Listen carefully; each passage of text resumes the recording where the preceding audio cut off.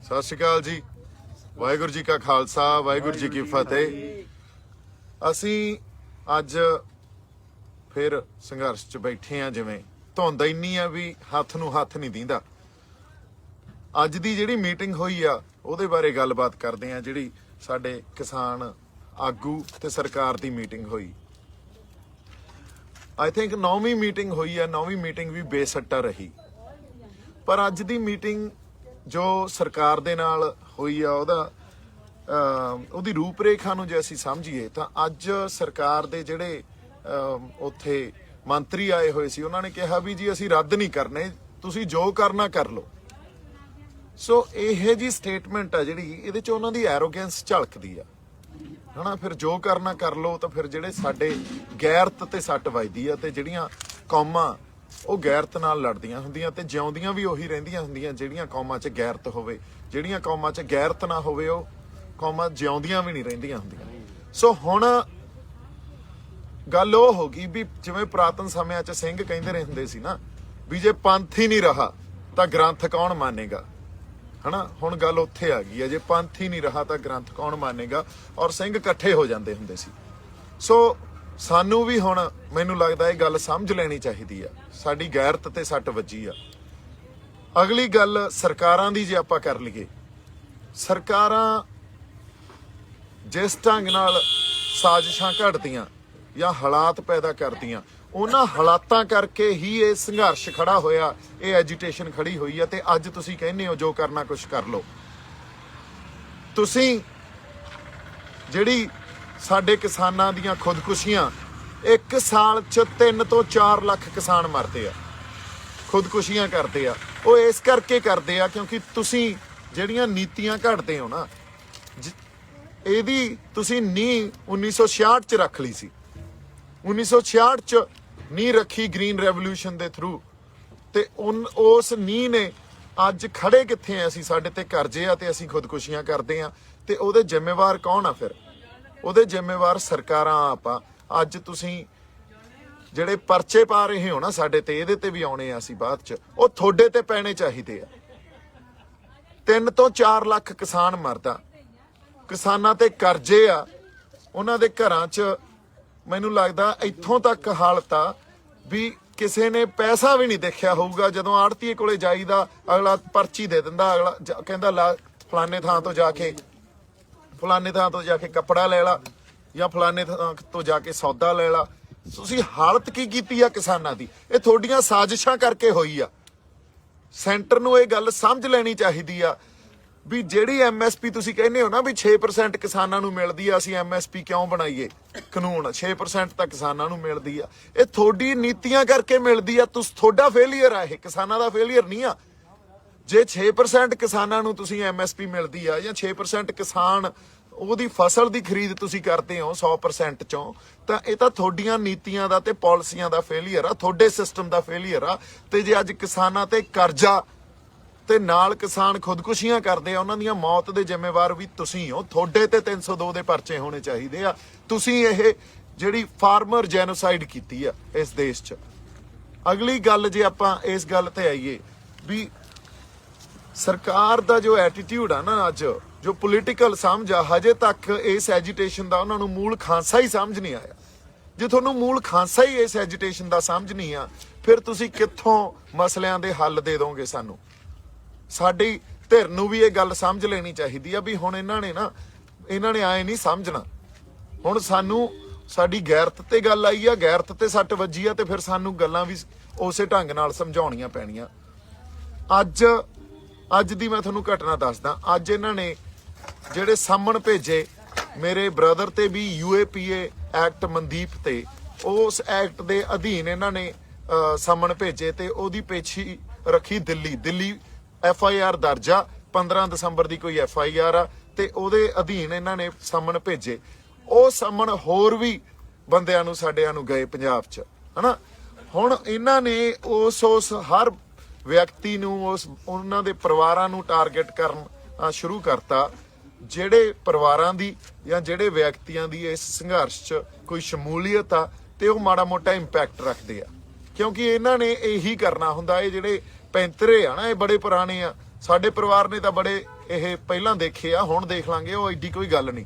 ਪਰ ਇਸ ਜਿਹੜੀ ਤੁਹਾਡੇ ਪੈਂਤੜਿਆਂ ਨਾਲ ਵੀ ਅਸੀਂ ਪਾਸੇ ਹੋ ਜਾਾਂਗੇ ਤੇ ਆਪਦੇ ਹੱਕਾਂ ਦੀ ਆਵਾਜ਼ ਨਾ ਬੁਲੰਦ ਕਰਾਂਗੇ, ਇਹ ਤਾਂ ਨਹੀਂ ਹੋ ਸਕਦਾ। ਸੋ ਸੈਂਟਰ ਨੂੰ ਅਸੀਂ ਜਾਂ ਸਰਕਾਰ ਨੂੰ ਇਹ ਵੀ ਕਹਿ ਦਈਏ ਵੀ ਕੋਈ ਨਹੀਂ, ਹੁਣ ਜੇ ਤੁਸੀਂ ਹਾਂ ਹੀ ਚੱਲਣਾ ਫਿਰ ਭਾਜਦਿਆਂ ਨੂੰ ਵਾਹਣ ਇੱਕੋ ਜਿਹੀ ਆ, ਫਿਰ ਕੋਈ ਨਹੀਂ, ਕੱਚੇ ਹੀ ਸਹੀ। ਸਾਡੇ ਆਗੂਆਂ ਨੂੰ ਵੀ ਪਤਾ ਹੋਣਾ ਚਾਹੀਦਾ। ਹੁਣ ਮੈਂ ਕਹਿੰਦਾ 4-5 ਮੰਗਾਂ ਹੋਰ ਜੋੜੋ। ਸਭ ਤੋਂ ਪਹਿਲੀ ਗੱਲ ਤਾਂ ਇਹ ਜੋੜੋ ਵੀ ਜਿਹੜੇ ਕਿਸਾਨਾਂ ਤੇ ਕਰਜ਼ਾ ਚੜਿਆ ਉਹ ਮਾਫ ਕਰੋ। ਉਹ ਤੋਂ ਬਿਨਾਂ ਅਸੀਂ ਗੱਲ ਵੀ ਨਹੀਂ ਕਰਦੇ, ਅਗਲੀ ਮੀਟਿੰਗ ਤੇ ਵੀ ਨਹੀਂ ਆਉਂਦੇ ਜੇ ਤੁਸੀਂ ਕਿਸਾਨਾਂ ਤੇ ਜਿਹੜਾ ਚੜਿਆ ਕਰਜ਼ਾ, ਵੀ ਆਪਣੇ ਲੋਕਾਂ ਦਾ ਭਲਾ ਤਾਂ ਹੋਵੇ। ਪਹਿਲੀ ਮੰਗ ਹੀ ਇਹ ਰੱਖੋ ਵੀ ਪਹਿਲਾਂ ਤਾਂ ਕਰਜ਼ਾ ਮਾਫ ਕਰੋ ਤੁਸੀਂ, ਕਿਸਾਨਾਂ ਤੇ ਜਿਹੜਾ ਚੜਿਆ ਉਹ ਤੁਹਾਡੀਆਂ ਨੀਤੀਆਂ ਕਰਕੇ ਚੜਿਆ ਨਾ, ਉਹ ਮਾਫ ਕਰੋ। ਫਿਰ ਅਸੀਂ ਗੱਲਬਾਤ ਕਰਨ ਨੂੰ ਆਉਣੇ ਆ ਤੁਹਾਡੇ ਕੋਲੇ। ਫਿਰ ਤੁਸੀਂ ਇਹ ਤਾਂ ਇੱਕ ਮੀਟਿੰਗ 'ਚ ਜਾਂਦੇ ਹੋ, ਫੇਲ ਹੁੰਦੀ ਆ, ਬੇਸਿੱਟਾ ਨਿਕਲਦੀ ਆ, ਅਗਲੀਆਂ ਮੀਟਿੰਗ 'ਚ ਉਹਦੀਆਂ ਮੰਗਾਂ ਹੀ ਵਧਾ ਦਿਓ, ਆਉਣ ਦਿਓ ਫਿਰ ਇਹਨਾਂ ਨੂੰ। ਤੇ ਜਿਹੜੀ 26 ਜਨਵਰੀ ਆ ਨਾ, ਹੁਣ ਲੋਕਾਂ ਦੇ ਜਜ਼ਬਾਤਾਂ ਦੀ ਤਰਜਮਾਨੀ ਹੋਣੀ ਚਾਹੀਦੀ ਆ ਉੱਥੇ। 26 ਜਨਵਰੀ ਅਸੀਂ ਹੁਣ ਤੱਕ 26 ਨਵੰਬਰ ਬੜਾ ਅਹਿਮ ਸੀ। 26 ਨਵੰਬਰ ਅਹਿਮ ਹੀ ਇਸ ਤਰ੍ਹਾਂ ਸੀ, ਜਿਹੜੇ ਕਹਿੰਦੇ ਆ ਨਾ ਵੀ ਅਸੀਂ ਜਾਬਤੇ 'ਚ ਨਹੀਂ, ਅਸੀਂ ਜਾਬਤੇ 'ਚ ਹੀ ਆ। ਅਸੀਂ ਉਦੋਂ ਵੀ ਜਾਬਤੇ 'ਚ ਸੀ, ਪਰ ਜਾਬਤੇ 'ਚ ਰਹਿੰਦੇ ਹੋਏ ਵੀ ਅਸੀਂ ਬੈਰੀਕੇਡ ਭੰਨੇ ਸੀ ਨਾ। ਜਿਹੜੇ ਟਰੈਕਟਰ ਤੇ ਤੁਸੀਂ ਅੱਗੇ ਸਟੇਜ ਲਾਈ ਸੀ, ਉਹ ਟਰੈਕਟਰ ਬੈਰੀਕੇਡ ਭੰਨ ਕੇ ਹੀ ਆਇਆ ਸੀ। ਸੋ ਐਕਟੀ ਵੀ ਜਿਹੜਾ ਸਾਨੂੰ ਪ੍ਰੋਗਰਾਮ ਦੇਣਾ ਚਾਹੀਦਾ, ਉਹਦਾ ਇੰਪੈਕਟ ਹੋਣਾ ਚਾਹੀਦਾ। ਇੰਪੈਕਟਫੁਲ ਪ੍ਰੋਗਰਾਮ ਦਿਓ। ਤੁਹਾਨੂੰ ਇਹ ਬੇਨਤੀ ਆ ਸਾਡੀ। ਸਾਡੇ ਜਿਹੜੀ ਸੰਗਤ ਆ, ਲੋਕ ਆ, ਉਹਨਾਂ ਦੇ ਜਜ਼ਬਾਤਾਂ ਦੀ ਤਰਜਮਾਨੀ ਹੋਵੇ। ਇੱਥੇ ਕੋਈ ਸ਼ਰਾਰਤੀ ਅਨਸਰ ਨਹੀਂ ਆ। ਹਰ ਬੰਦਾ ਕਿਸਾਨੀ ਦੇ ਸੰਘਰਸ਼ 'ਚ ਆ, ਤਰਜੀਹ ਕਿਸਾਨੀ ਦੇ ਮੁੱਦਿਆਂ ਨੂੰ ਆ। ਅਸੀਂ ਚਾਹੁੰਦੇ ਆ, ਸੰਗਤ ਇਹ ਚਾਹੁੰਦੀ ਆ। ਇੱਥੇ ਦੇਖੋ ਸਾਰੀ ਸੰਗਤ ਖੜੀ ਆ, ਇੰਨੇ ਅਸੀਂ ਠੰਡ 'ਚ ਇੱਥੇ ਬੈਠੇ ਆ। ਇਹ ਚਾਹੁੰਦੀ ਆ ਵੀ ਲੋਕਾਂ ਦਾ ਭਲਾ ਹੋਵੇ, ਕਿਸਾਨਾਂ ਦਾ ਭਲਾ ਹੋਵੇ। ਪਿੰਡਾਂ 'ਚ ਰਹਿੰਦੇ ਜਿਹੜੇ ਲੋਕ ਆ, ਉਹਨਾਂ ਦੇ ਹਾਲਾਤ ਸੁਧਰਨ। ਪਿੰਡਾਂ 'ਚ ਜੋ ਹਾਲਾਤ ਬਣੇ ਹੋਏ ਆ, ਉਹ ਸਾਨੂੰ ਸਾਰਿਆਂ ਨੂੰ ਪਤਾ, ਪਰ ਅਸੀਂ ਉਹਨਾਂ ਤੋਂ ਪਤਾ ਨਹੀਂ ਕਦੋਂ ਤੱਕ ਮੁਨਕਰ ਹੁੰਦੇ ਰਹਾਂਗੇ, ਅਸਲ ਗੱਲ ਤੇ ਹੀ ਨਾ ਆਵਾਂਗੇ। ਅਸੀਂ ਇਹ ਗੱਲ ਕੋਈ ਪੋਲੀਟੀਕਲ, ਦੇਖੋ ਇਹ ਪੋਲੀਟੀਕਲ ਲੜਾਈ ਬਣਦੀ ਜਾ ਰਹੀ ਆ, ਪੋਲੀਟੀਕਲ ਰੂਪ ਬਣਦਾ ਜਾ ਰਿਹਾ ਇਹਦਾ। ਚਲੋ ਇਹ ਤਾਂ ਹਾਲਾਤ ਨੇ ਉਸ ਪਾਸੇ ਨੂੰ ਤੋਰਤਾ, ਪਰ ਲੋਕਾਂ ਦਾ ਭਲਾ ਹੋਣਾ ਬਹੁਤ ਜ਼ਰੂਰੀ ਆ। ਲੋਕਾਂ ਦਾ ਜਜ਼ਬਾਤ ਆ ਜਿਹੜੇ, ਉਹਨਾਂ ਜਜ਼ਬਾਤਾਂ ਤੇ ਪਹਿਰਾ ਦੇਣਾ ਸਾਡਾ ਬੜਾ ਜ਼ਰੂਰੀ ਆ। ਇੱਥੇ ਦੇਖ ਲਓ, ਇੰਨੀ ਧੁੰਦ 'ਚ ਵੀ ਮਾੜਾ ਜਿਹਾ ਦਿਖਾਓ ਤੁਸੀਂ ਇੱਧਰ ਨੂੰ ਫੇਰ ਕੇ, ਹਨਾ। ਆ ਸਾਰੇ ਸਾਡੇ ਬੰਦੇ ਭਾਈ ਪਿੱਛੇ ਨਾ ਕਰੋ, ਮੇਰੇ ਬੱਚੇ ਆ ਸਾਡੀਆਂ ਮਾਤਾਵਾਂ। ਹਾਂਜੀ ਕੋਈ ਨਹੀਂ, ਆ ਜਾ। ਇਹ ਸਾਡੀਆਂ ਮਾਤਾਵਾਂ ਇੱਥੇ, ਹਨਾ, ਤੇ ਸਾਡੀਆਂ ਇਹ ਸਾਡੇ ਲਈ ਲੰਗਰ ਬਣਾਉਂਦੀਆਂ। ਅਸੀਂ ਆ ਕੇ ਲੰਗਰ ਖਾ ਲੈਂਦੇ ਆ। ਕੋਈ ਗੱਲ ਆ ਇਹ, ਇਹਨਾਂ ਨੂੰ ਘਰ ਛੜਾਏ ਹੋਏ ਆ, ਇੱਥੇ ਬੱਚਿਆਂ ਨੂੰ ਘਰ ਛੜਾਏ ਹੋਏ ਆ, ਬਜ਼ੁਰਗ ਬੈਠੇ ਆ ਇੰਨੀ ਠੰਡ 'ਚ। ਚਲੋ ਅਸੀਂ ਫੇਰ ਆਪਦੇ ਉੱਤੇ ਮਾੜਾ ਮੋਟਾ ਝੱਲ ਲਾਂਗੇ ਇਹਨਾਂ ਗੱਲਾਂ ਨੂੰ, ਪਰ ਇੰਨੀਆਂ ਨਿਰਦਈ ਸਰਕਾਰਾਂ, ਇਹੋ ਜੀ ਗਵਰਨੈਂਸ, ਤੁਸੀਂ ਇਹਨੂੰ ਗਵਰਨੈਂਸ ਕਹਿੰਦੇ ਹੋ? ਇਸ ਤਰ੍ਹਾਂ ਦੇਸ਼ ਚੱਲਦੇ ਆ। ਹੁਣ ਉਦੋਂ ਬਾਅਦ ਤੁਸੀਂ ਵੰਗਾਰੀ ਜਾਂਦੇ ਹੋ ਸਾਨੂੰ, ਜਿਵੇਂ ਪਤਾ ਨਹੀਂ ਕਿੱਡਾ ਕੁ ਵੱਡੇ ਜੰਗ ਦੀ ਤਿਆਰੀ ਤੁਸੀਂ ਵਿੱਢੀ ਬੈਠੇ ਹੋ, ਤੇ ਉਹਦੇ ਖਾਤਰ ਤੁਸੀਂ ਕਿੱਡੇ ਵੱਡੇ ਖਰਚੇ ਕਰ ਦੋਗੇ। ਤੁਸੀਂ ਆਪਦੀਆਂ ਆਰਮਡ ਫੋਰਸਿਸ ਨੂੰ ਬੁਲਾਓਗੇ, ਬੈਰੀਕੇਟਿੰਗ ਕਰੋਗੇ, ਕੰਟੇਨਰਸ ਰੱਖੋਗੇ, ਪਰ ਕਿਸਾਨਾਂ ਨੂੰ ਉਹਨਾਂ ਦਾ ਹੱਕ ਨਹੀਂ ਦੇਣੇ। ਕਿਸਾਨਾਂ ਨੂੰ ਇਹ ਨਹੀਂ ਕਹਿਣਾ ਵੀ ਨਹੀਂ ਤੁਹਾਨੂੰ ਕੋਈ ਨਹੀਂ, ਤੁਹਾਡੇ ਹੱਕ ਦਿੰਨੇ ਆ, ਤੁਹਾਡੀ ਖਾਤਰ ਵੀ ਕੁਝ ਕਰਦੇ ਆ। ਇਹ ਨਹੀਂ ਕਰਨਾ ਅਸੀਂ। ਔਰ ਮੈਨੂੰ ਸਮਝ ਹੀ ਨਹੀਂ ਆ ਰਹੀ ਕਿਸ ਤਰ੍ਹਾਂ ਦੇ ਹਾਲਾਤ ਆ ਇੱਥੇ। ਉਹਨਾਂ ਹਾਲਾਤਾਂ ਨੂੰ ਕੋਈ ਸਮਝ ਨਹੀਂ ਰਿਹਾ। ਕੋਈ ਤੁਹਾਡੇ ਚੋਂ ਹੀ ਬੰਦਾ, ਕੋਈ ਨੇਕ ਰੂਹ ਹੋਵੇ, ਉਹਦੇ ਅੰਦਰ ਕਿਤੇ ਮਾੜੀ ਮੋਟੀ ਇਨਸਾਨੀਅਤ ਜਾਗ ਜੇ, ਹਨਾ। ਸੋ ਇਹਨਾਂ ਗੱਲਾਂ ਨੂੰ, ਇਹਨਾਂ ਮਸਲਿਆਂ ਨੂੰ ਜੇ ਕੋਈ ਸਮਝਦਾ ਨਹੀਂ, ਫਿਰ ਅਸੀਂ ਆਪਦੇ ਆਪ ਨੂੰ ਇਨਸਾਨ ਕਹਿੰਦੇ ਆ। I think you know, we are far away from being a human being. So ਜਿਸ ਢੰਗ ਨਾਲ ਇਸ ਸੰਘਰਸ਼ ਨਾਲ ਲੋਕ ਜੁੜੇ ਹੋਏ ਆ, ਇੱਥੇ ਹੀ ਨਹੀਂ, ਸਾਰਾ ਪੰਜਾਬ, ਸਾਰਾ ਹਰਿਆਣਾ, ਇਧਰੋਂ ਯੂਪੀ ਵਾਲੇ ਕੀ, ਰਾਜਸਥਾਨ ਵਾਲੇ ਕੀ, ਹੋਰ ਪਾਸਿਓਂ ਬੰਦੇ ਕੀ, ਫਿਰ ਬਾਹਰਲੀ ਸੰਗਤ ਜੋ ਇਹਦੇ ਨਾਲ ਜੁੜੀ ਹੋਈ ਆ, ਉਹ ਬੈਠੇ ਚਾਹੇ ਬਾਹਰ ਆ, ਉਹਨਾਂ ਦੇ ਰੂਹ ਵੀ ਇੱਥੇ ਆ, ਉਹਨਾਂ ਦੇ ਦਿਲ ਵੀ ਇੱਥੇ ਆ।